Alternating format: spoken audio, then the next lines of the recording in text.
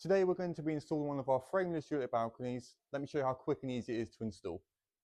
So first things first, we can make sure you get the right size Juliet balcony for the door you have installed. Rule of thumb is, when ordering a Juliet balcony, it needs to be 300mm larger than the door you have. So the door we have here is 1700mm, so the balcony we need to install will be a 2000mm. In the kit you will receive the frameless Juliet balcony and the matching button bolts. The only thing you'll need to source yourself is the M10 threaded bar. The reason we do not supply this is we do not know how far you need to come out your brickwork. When you receive your balcony, it will come with either 4 or 6 pre-drilled holes. This will be a guide for your threaded rod. Once you have your guide, you can then drill your 4 or 6 holes into your brickwork or studwork. Generally, there are 2 different ways of fixing a threaded rod into the wall. The most common way is into masonry. If you are going to masonry, you'll need to get some masonry resin to mount that threaded rod in.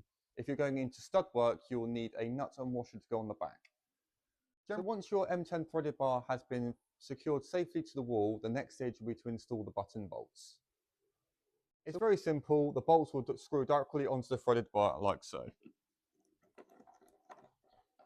We'll just want to make sure it's nice and tight. And there we are.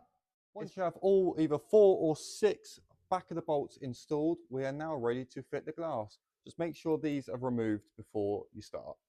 Once the glass is in place, you can then secure the glass via the bolts.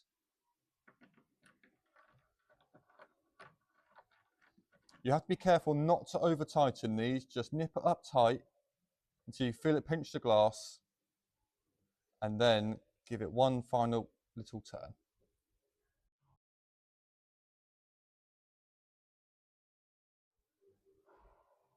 Now all the bolts have been fitted, your Juliet balcony installation is complete.